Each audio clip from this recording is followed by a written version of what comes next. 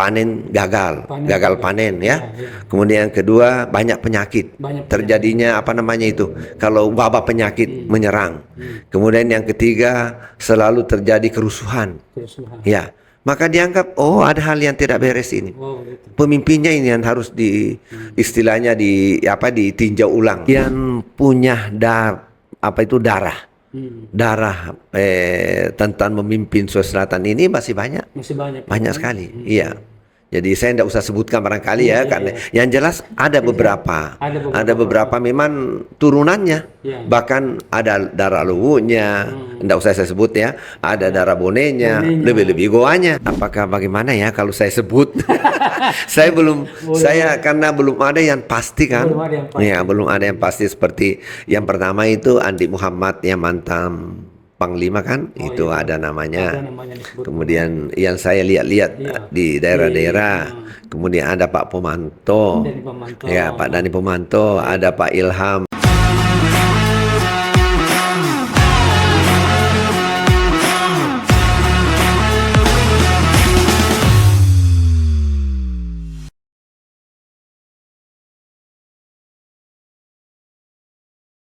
Halo sahabat Tuki, jumpa lagi dalam catatan jurnalis Sukriansa.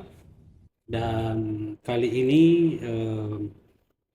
kita akan mendiskusikan terkait dengan sejarah sekaligus filosofi tentang kekuasaan dan kepemimpinan di Sulawesi Selatan. Ini berkenaan karena tidak lama lagi kita akan mengikuti perhelatan kontestasi pemilihan gubernur dan juga pemilihan kepala daerah di Sulawesi Selatan. Dan untuk membicarakan tema tentang filosofi, sejarah, dan juga kebudayaan tentang kepemimpinan dan kekuasaan di Sulawesi Selatan, pengelola catatan jurnalis Sukriansa mengundang salah seorang guru besar dari Universitas Islam Negeri Alauddin Makassar. Beliau adalah guru besar di bidang sejarah dan peradaban Islam. Nama beliau adalah Profesor Dr. Haji Muhammad Dahlan Muhammad, Master Agama. Selamat sore, Prof. Ya, sore. Terima kasih, Prof, atas kehadiran di podcast catatan jurnalis Sukriansa. Tentu Prof tahu bahwa di bulan November ini Sulawesi Selatan akan terlibat dalam perhelatan pemilihan gubernur dan kepala daerah. Nah, kira-kira dalam falsafah budaya Bugis Makassar, bagaimana kekuasaan itu dan kepemimpinan itu dipahami oleh dalam budaya kita, Prof. Silakan. Assalamualaikum warahmatullahi wabarakatuh. Waalaikumsalam warahmatullahi wabarakatuh. Saya ucapkan terima kasih atas penghargaan yang saya merasa penghargaan yang setinggi-tingginya yang diberikan kepada saya.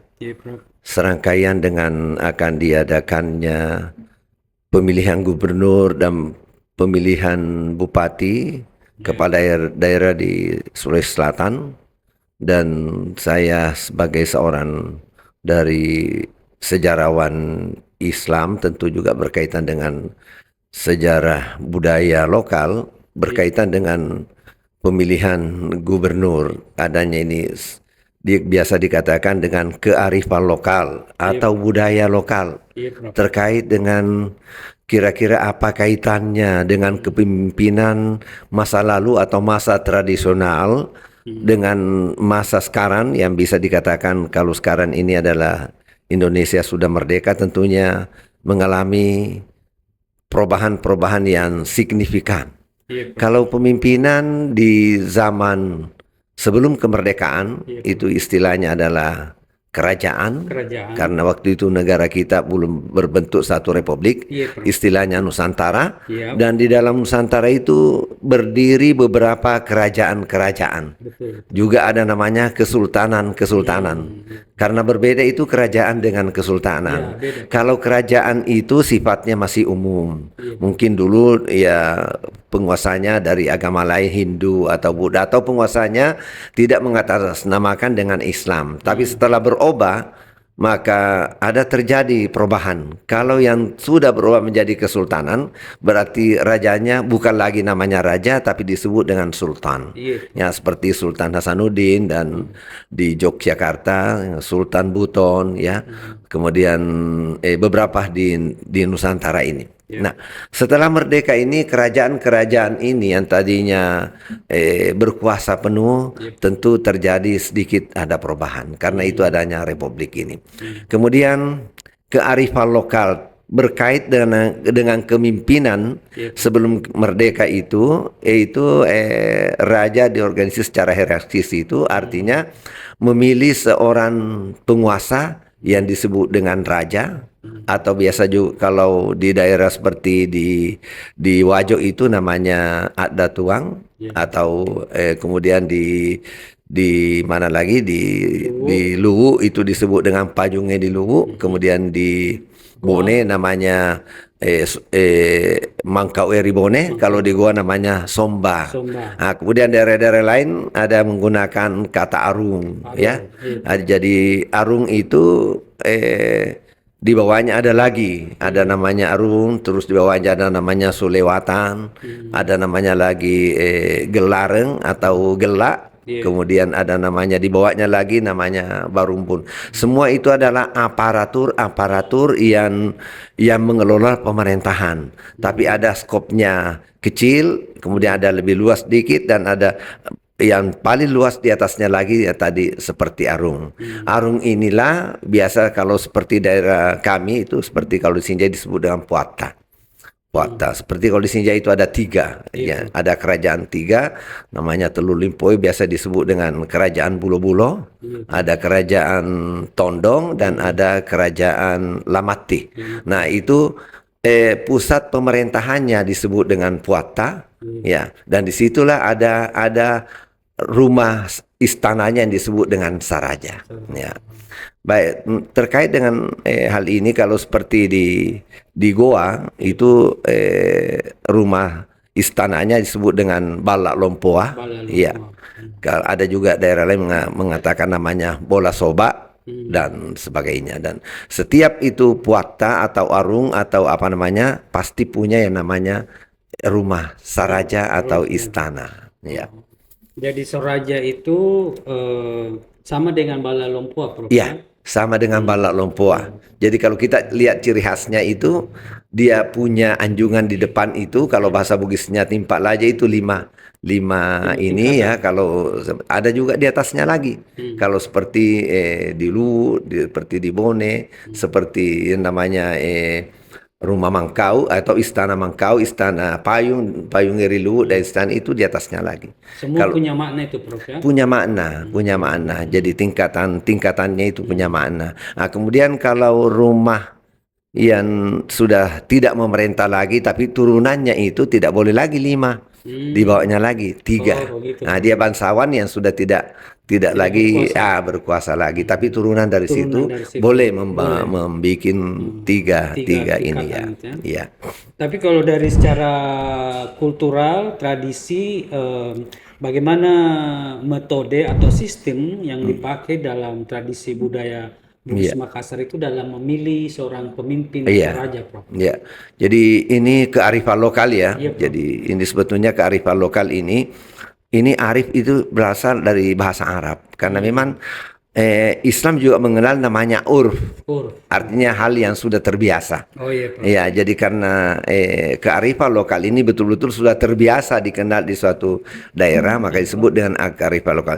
Cara pemilihannya, ya, tentunya itu dipilih dengan, tapi lewat juga ada musyawarahnya, karena ditentukan oleh ketua-ketua adat atau tetua-tetua adat yang namanya anang. Itu ya, di petinggi-petinggi itu bermusyawarah itu tadi, seperti tadi. Kalau umpamanya arung di bawahnya Somba itu mereka itu yang bermusyawarah itu seperti Sulewatang, kemudian orang-orang Anang atau ketua-ketua adat itulah yang memusyawarahkan akan mengangkat pemimpin. Karena tidak mutlak seorang raja kalau di daerah Bugis itu bahwa bapaknya memerintah terus anaknya lagi yang mengganti, tidak, terkadang tidak mutlak, Prof. tidak. Ya, dilihat dulu. Jadi mungkin bukan sistem pewarisan. Nah, pewarisan dalam hal ini keturunan tetap dipelihara, tapi tidak mutlak bahwa anaknya. Siapa tahu anaknya masih kecil atau anaknya belum dewasa, maka dipilih mungkin adiknya lagi. Begitu, ya. Kalau mungkin adiknya tidak ada, mungkin ada kemanakannya yang lebih ini, maka itu kelebihannya. Maka kelebihan untuk daerah-daerah Bugis Makassar dalam memilih pemimpin seperti itu, agak demokratis sedikit lah, karena dilihat jangan sampai nanti menjadi pemimpin umurnya masih 7 tahun. Berbeda dengan dinasti-dinasti di luar sana seperti dinasti Islam, dinasti Umayyah, ada yang menjadi khalifah itu umurnya baru 13 tahun, kan tidak pantas memerintah. Nah, ini seorang raja atau seorang arung atau puata itu kan dia akan memimpin daerah dan dia bertanggung jawab. Bagaimana tentang kemakmuran, ketentraman, kedamaian dan kesejahteraan masyarakatnya. Maka kalau anak-anak kan tidak pantas memerintah. Iya. Tapi bagaimana filosofi Bugis Makassar itu, Prof, melihat kenapa mesti menjaga rumpun keluarganya itu yang akan jadi pemimpin atau raja nantinya? Kenapa mereka harus menjaga sistem keluarga itu? Ya, karena tetap sebutnya berdasar pada keturunan. Karena dulu memang kalau memang tidak ada darahnya yang bisa memerintah, tidak boleh memerintah. Karena itu bagaimanapun ya, kalau memang dasarnya atau turunannya memerintah dan dia memerintah, kan biasanya tetap itu terjaga itu daerahnya. Tapi kalau umpamanya tidak punya darah kepemimpinan atau memang tidak ada nenek yang memerintah di situ yang pada masa itu lantas memerintah, ya mungkin banyak tantangan yang dialami. Mungkin ada orang protes, ada yang mengatakan itu bukan turunannya, kenapa dia naik di situ. Jadi makanya itu dicari turunannya itu tidak bisa keluar dari situ, tetap diambil. Jadi dalam falsafah Bugis Makassar, Prof meyakini bahwa warisan kepemimpinan itu yang telah dijalankan oleh seorang raja sebelumnya, karakter atau jiwa kepemimpinannya itu dengan sendirinya tersalurkan atau terwariskan kepada keturunannya, begitu, Prof? Ya, karena namanya turunan darah.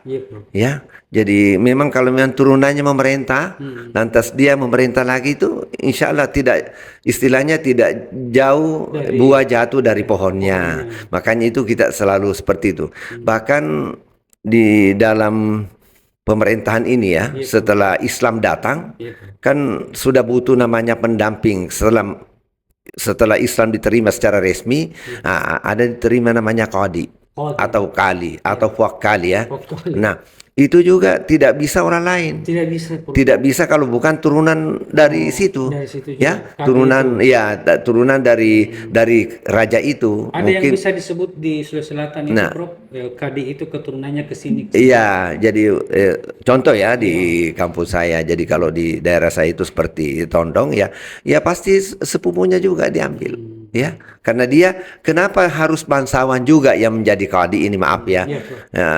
Karena nanti kalau ada acara-acara adat artinya acara adat itu seperti pernikahan, ada namanya, kalau di kampung saya itu namanya Mandre Pak Jaga atau Mandre Ade.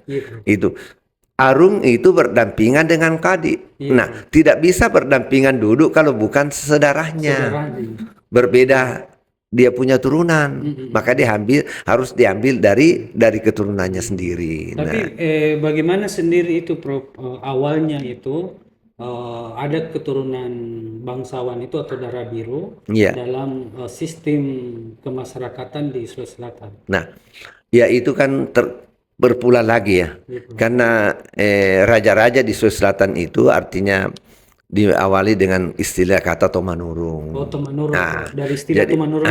Dari turunannya itulah yang dianggap diangkat sebagai bahwa bangsa itulah yang wajar menjadi memerintah atau pemimpin. menjalankan kekuasaan di dalam suatu daerah. Nah, itu. Jadi Tumanurung ini dianggap sebagai pemimpin yang bisa memberikan Iya. keadilan, Nah, kesejahteraan ke masyarakat. Nah, di situ juga sebetulnya Tomanurung ini ada apa namanya unsur demokratisnya. Iya, bro. Karena itu Tomanurung kan tiba-tiba muncul. Iya, bro. Kalau apabila suatu daerah itu terjadi apa namanya ketidakstabilan pemerintahan, kacau balau, orang Bugis mengatakan sian ribale teh, ya, artinya tidak ada yang berkuasa, semua serba kacau.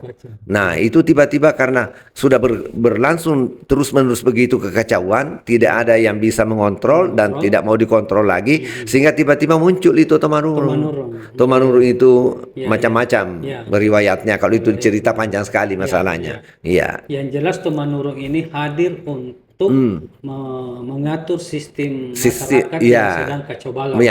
Supaya dia itu kembali tentram dan damai. Ya, mungkin istilahnya kalau di Jawa itu hampir dikatakan Ratu Adil.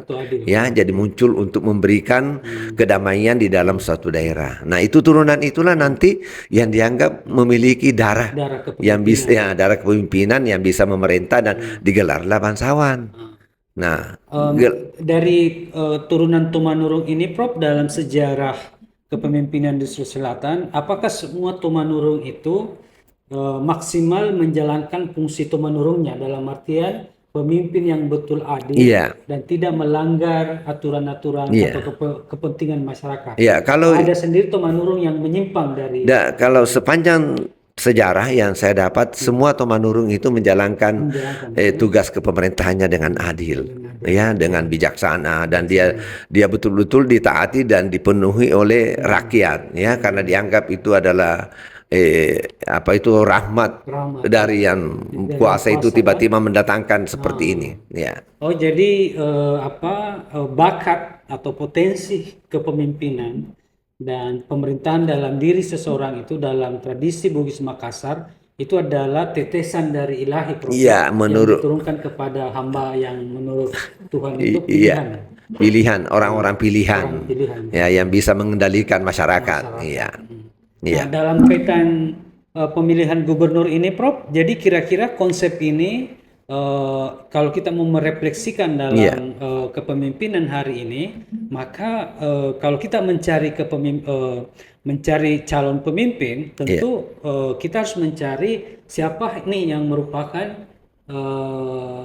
relasi atau punya hubungan dengan Tumanurung itu. Kira-kira begitu. Baik. Jadi sebetulnya ya, dalam menentukan pemimpin pada saat itu dilihat dulu ada beberapa kriterianya. Pertama, punya kepintaran, tomaca. Ada acca, mempunyai kelebihan dalam hal kepintaran itu. Jangan diangkat menjadi pemimpin kalau tidak pintar, karena dia akan mengendalikan masyarakat. Bagaimana caranya kalau dia bodoh, tidak tahu apa-apa, lantas mengatur masyarakat, kan tidak mungkin. Jadi kriteria pertama maca. Ya, punya kepintaran, punya keahlian. Kemudian yang kedua warani. Dia harus berani bertindak, berani mengambil keputusan, dan dia menjalankan keputusan itu warani. Kemudian punya sifat lagi yang konsisten. Ya. Jadi harus konsisten, geteng, ya, kalau istilahnya. Kemudian di samping itu konsisten atau tegas, ya, harus jujur. Nah, harus jujur. Kemudian berikutnya harus berwibawa, harismatik. Jadi kalau seorang pemimpin harus nampak harismatik. Nah, ini sejalan dengan Islam. Nah, jadi Rasulullah SAW itu diangkat menjadi nabi kan, yang pertama fatanah, sama dengan maca, cerdas. Nah, yang kedua amanah. Ya, tadi amanah, ya, menjalankan pemerintahan seperti yang akan dipilih nanti harus amanah. Kapan tidak amanah, negara hancur. Ya, kerajaan hancur berarti pemimpin jelek. Nah, kalau pemimpin jelek, rakyat bisa marah dan ada imbasnya. Kalau pemimpinnya jelek itu, maaf ya, kalau seperti sekarang ini kan kejadian di mana-mana, ya, ada bencana alam, ada gunung meletus, kemudian banjir bandang, kemudian tanah longsor dan sebagainya. Kalau orang dulu mengatakan itu pemerintahannya agak kurang beres, ya, itu sebetulnya ada hal yang kurang beres, ya. Jadi makanya betul-betul itu memilih pemimpin di zaman dulu yang berkaitan dengan kearifan lokal itu betul-betul tadi itu. Jadi yang pertama maca, kemudian warani, kemudian tegas, kemudian adil, kemudian berwibawa. Ya itu harus dipilih. Kalau lepas dari itu jangan ambil. Ya makanya tidak mutlak anaknya raja yang diambil. Ya mungkin adiknya atau kemanakannya dilihat bagaimana karismatiknya dan sebagainya. Jadi dalam budaya Bugis Makassar, Prof, segala hal kejadian di alam sekitar, di masyarakat atau dalam suatu negara, apakah itu makmur atau banyak kemudian bencana, itu ada kaitannya dengan sikap dan perilaku seorang pemimpin. Nah, kalau di zaman dulu seperti itu. Seperti itu, Prof. Iya. Jadi kalau ada di dalam suatu daerah atau wilayah kerajaan itu selalu terjadi umpamanya panen gagal panen ya. Kemudian yang kedua banyak penyakit. Terjadinya apa namanya itu? Kalau wabah penyakit menyerang. Kemudian yang ketiga selalu terjadi kerusuhan. Ya. Maka dianggap ada hal yang tidak beres ini. Pemimpinnya ini yang harus istilahnya ditinjau ulang atau yang jelas ada hal yang kurang beres. Bahkan ada satu kerajaan, tidak usah sebut namanya. Kalau di dalam satu daerah wilayahnya itu terjadi seperti itu, maka rajanya yang dihadapi. Bilang kamu tidak cocok lagi jadi raja, kamu harus turun karena keadaan dalam keadaan seperti ini. Iya. Dalam sejarah kerajaan di Sulawesi Selatan, Prof, pernah ada raja yang diturunkan dengan kejadian-kejadian yang tidak nyaman di suatu sepanjang pembacaan saya belum, karena mereka ini raja-raja di Sulawesi Selatan itu rata-rata bertanggung jawab. Iya, rata-rata memakmurkan rakyatnya dan tidak pernah kedengaran ada yang serakah, ada yang mengambil hak orang dan sebagainya. Semua selalu berusaha bagaimana membahagiakan rakyatnya. Iya. Kalau dalam pengamatan Prof hari ini melihat keturunan yang masih tersisa dari Tomanurung, kira-kira masih ada nggak yang tersisa keturunan Tomanurung di Sulawesi Selatan ini? Ya, artinya turunan bangsawan ya. Manurungnya kan sudah jauh ya.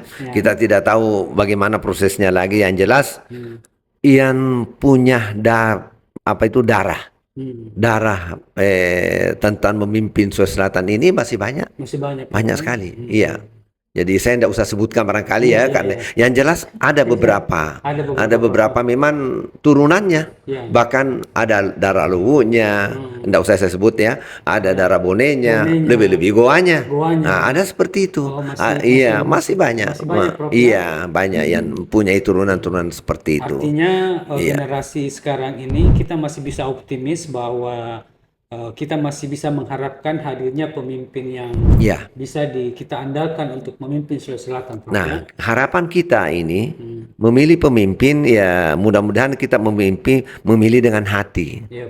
Jangan pilih dengan lihat karena dia umpamanya banyak uangnya, dia kaya, kemudian dia pada saat kampanye banyak memberi uang atau dan sebagainya. Jangan seperti itu. Karena apabila kita laksanakan seperti itu, maka 5 tahun ini 5 tahun akan pimpin kita, tapi kalau dia jelek cara pemimpinnya, siapa yang rasakan? Yang rasakan rakyat. Sementara karena sudah dikasih uang 300.000 tidak mungkin kamu bisa hidup selama 5 tahun. Makanya nanti kita pilih betul-betul siapa yang berkualitas. Nah, berkualitas dari segi kepintarannya, yaitu kemudian berkualitas dari segi keberaniannya, dari segi ketegasannya, dari segi adilnya, kemudian dari segi wibawahnya. Nah itu. Ada yang paling penting, karena kita masyarakat Sulawesi Selatan ini dikenal dengan masyarakat agamis. Jangan lupa agamanya.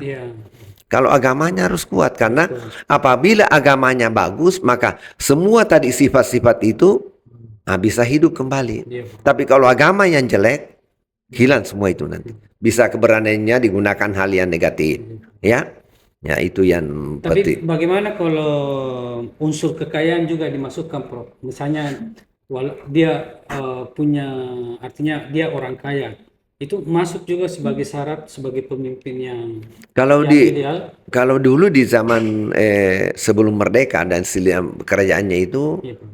tidak ada seperti itu. Oh, tidak ada Tidak yang ada. tidak ada Tidak tahu kalau kriteria sekarang warna ya, ini, Prof. karena Iya, sekarang ini kan sudah berubah keadaan. Kalau iya, dulu iya. tidak ada. Tidak Yang ada, Prof. penting itu tidak ada. Gateng, maca, Nah, malempu, maca, malempu, kemudian karismatik. harismatik. Nah itu. Hmm. Dan ada memang darahnya Ada yang bisa memang. memerintah. Oh. Nah, saya ini sedikit agak fanatik seperti itu. Oh, begitu. Harus ada punya memang. Kalau saya yang punya turunan bisa memerintah itu yang paling yang bagus. Sampean punya turunan. Iya. Bagaimanapun kalau punya turunan ya Iya. adalah darah seperti itu. Tentunya dia mempertahankan namanya. Betul. Iya.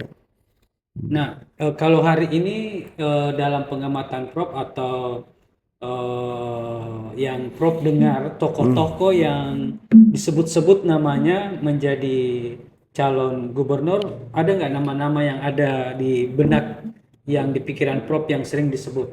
Ya, ada beberapa. Ada beberapa. Iya. Bisa disebut namanya, Prof? Apakah bagaimana ya kalau saya sebut? Saya belum, saya karena belum ada yang pasti kan. Belum ada yang pasti. Ya, belum ada yang pasti seperti yang pertama itu Andi Muhammad yang mantan Panglima kan, Oh, itu iya. ada namanya. Ada namanya disebut. Kemudian yang saya lihat-lihat Iya. di daerah-daerah, kemudian ada Pak Pomanto, Dari Pemanto. ya Pak Dani Pomanto, ada Pak Ilham, Pak Dr. Ilham. Ya. Siapa lagi? Saya Andi tidak. Sudirman Sulaiman. Sudirman Sulaiman. Ya. Jadi ada beberapa dan Beberapa ya. mungkin di antara mereka itu memang punya harismatik, ya, Itu yang punya saya kepintaran, sebutkan. punya keberanian, adil, jujur dan sebagainya. Jadi tinggal nanti kita bagaimana siapa yang terbaik dari yang terbaik itu. Nah, karena saya rasa terbaik semua, Ya. ya. Tapi terbaik dari yang terbaik Iya, kita iya, pilih, iya. Karena ini 5 tahun ini kita mau merasakan ini, ya. Jadi dari tokoh-tokoh yang Prof sebut itu memang ada apa namanya, ada karisma, Iya. ada Iya. katakanlah apa warisan kepemimpinan dari Tomanurun ya, Prof. Iya, ada beberapa yang saya tidak tahu. Iya. Karena iya, ada yang saya tahu tapi itu saya tidak Iya, mau iya, sebut iya, ya. maksud saya Jadi dari yang iya. disebut itu ada, Prof ya. Iya ada yang memang punya. Jadi kita patut optimis bahwa Iya. Sulawesi Selatan ini akan lebih baik Iya. di masa depan, Prof Ya, ya. insya Allah kalau itu tadi berpegang pada kearifan lokal tadi ya. Iya, Prof. Nah, kearifan lokal harus dia mengerti juga tentang Sulawesi Selatan ini sebelum merdeka. Jadi ada beberapa harus diperhatikan. Ini menjadi seorang pemimpin besar ya di Sulawesi Selatan. Jadi pertama dia harus pegang teguh ada. Ada. Iya. Iya, oh iya. Ada artinya ketentuan-ketentuan yang mesti berlaku di tengah-tengah masyarakat. Iya, Ya, ada umpamanya adat perkawinan apa-apa ya. Ya, seorang pemimpin harus tahu itu Iya, Prof. supaya tidak terjadi nanti ketimpangan. Oh, kenapa ada begitu? Karena dia tahu. Ya, kemudian ada bicara. Iya. Ya, bagaimana keadilan berlangsung. Kemudian ada lagi namanya rapang. Rapang itu anunya falsafahnya orang Bugis. Iya, Prof. Ada 4. Jadi ada, kemudian bicara, kemudian rapang, kemudian 4 wari, kemudian setelah Islam masuk, ya, maka ditambah syara. Syarat. Ya, syara. Jadi Apa itu syarat, Prof? syara itu karena yang 4 tadi itu ada ya. Kemudian yang 4 tadi sudah itu adalah merupakan hukum apa namanya yang berlaku di orang Bugis Makassar itu ya. Nah, syara itu dengan masuknya Islam maka harus diperhatikan hukum-hukum yang berlaku dalam Islam. Ya, jadi umpamanya masuklah itu kadi ya, ada orang yang berzina apa hukumannya, kemudian orang yang melanggar ini dikaitkan dengan apa namanya dengan syarat tadi itu. Nah, sebelum Islam datang 4, tapi Islam datang menjadi 5. Dan itu menjadi hukum berlaku di Sulawesi Selatan. Ya, Sulawesi Selatan disebut dengan kearifan lokal yang mesti dipelihara. Oh, jadi Prof mau sampaikan bahwa di Sulawesi Selatan sekarang ini setelah Islam masuk, maka budaya yang tradisional yang sudah berlangsung di kehidupan masyarakat Sulawesi Selatan itu setelah kemudian Islam masuk itu kemudian menyatu. Ya, menyatu. Ada adaptasi antara budaya lokal dengan Islam itu sendiri. Betul. Nah, sehingga kita bisa menyimpulkan bahwa adat Sulawesi Selatan itu kental dengan spirit Iya. keislaman. Oh, Begitu, betul. Prof, ya? Iya. Karena begini, Sulawesi Selatan ini kan sebelum Islam datang ya. Iya, Prof. Sebelum Islam datang memang tidak sulit-sulit untuk menerima Islam. Iya, Kan yang pertama itu percaya kepada Dewa Tasewai kan. lewat tasawuf Nah, Islam datang Tuhan yang satu. Tuhan yang satu. Nah, kemudian apa-apa yang dilakukan seperti tadi itu ya, yang ditetapkan sebagai hukumnya itu ada, kemudian bicara, kemudian rapan, wari, kan tidak ada yang bertentangan dengan Islam, bahkan Iya, Prof. beriringan. Iya. Jadi begitu Islam datang, ya, lebih-lebih di Sulawesi Selatan Islam datang kan ada dua bentuk. Penerimaan Islam ada dua. Yang pertama ada namanya top down, Iya. itu lewat raja. Begitu raja menerima, umpamanya Kesultanan Hasanuddin, Raja Goa menerima itu Islam, maka otomatis seluruh rakyatnya menerima Islam. Itu namanya top down, dari atas ke bawah, dari raja ke masyarakat.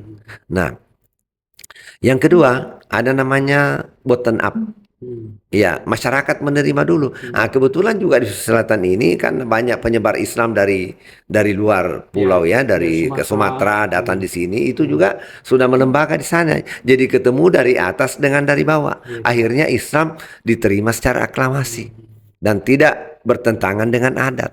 Adat-adat yang selama ini sangat jauh dari Islam ya, maka itu Islam datang menetralisir bagaimana caranya, masuklah menjadi yang tadinya kerajaan Goa menjadi kesultanan. Kesultanan. Iya, iya begitu anunya, hierarkinya. Jadi di akhir percakapan kita ini, Prof, Iya. apa yang Prof ingin sampaikan bagi masyarakat yang akan memilih nantinya gubernur, Iya. dan juga titipan Prof kepada tokoh-tokoh yang akan menjadi calon gubernur Sulawesi Selatan di tahun 2024. Iya. Harapan saya kepada masyarakat umum yang akan memilih pemimpin, apakah pemimpin tingkat kabupaten atau bupati, kepala daerah, atau pemimpin tingkat provinsi atau gubernur. Harapan saya kepada seluruh masyarakat, jadilah pemilih cerdas. Iya, Prof. Jadilah pemilih yang betul-betul memikirkan kehidupan kita selama 5 tahun.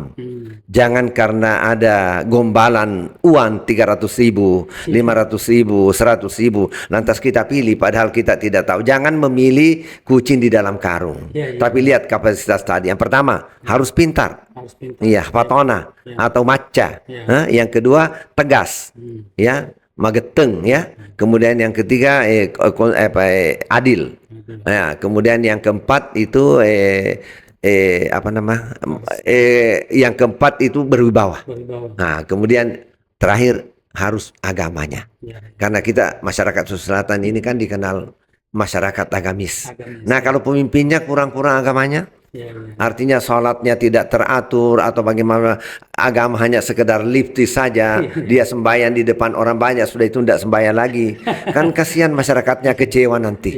Nah, harapan, kalau seorang pemimpin didasari dengan kekuatan iman dan dia ikhlas menjalankan kepemimpinannya, apa hasilnya juga kembali kepada masyarakat. Tapi seorang pemimpin yang tidak ikhlas, bekerja karena hanya mau pujian dan sebagainya, bukan karena Allah, maka terkadang itu tidak didapat oleh masyarakatnya. Ya. Oke. Demikian tadi sahabat jurnalis Sukriansa, bincang-bincang kita dengan guru besar Sejarah dan Peradaban Islam Universitas Islam Negeri Alauddin, Profesor Dr. Haji Muhammad Dahlan Muhammad. Dan satu hal yang ingin saya highlight atau ingin tegaskan kembali dari pernyataan beliau, bahwa seorang pemimpin selain mengerti adat, memahami adat, juga harus kuat keimanannya. Dan masyarakat umum yang akan memilih calon pemimpin, baik bupati maupun gubernur, jangan terperangkap dengan money politik dan harus memperhatikan kualitas seorang pemimpin, yaitu maca, mageteng, karisma, melempuh, dan punya keimanan yang kuat. Demikian, sampai jumpa pada episode mendatang. Assalamualaikum warahmatullahi wabarakatuh.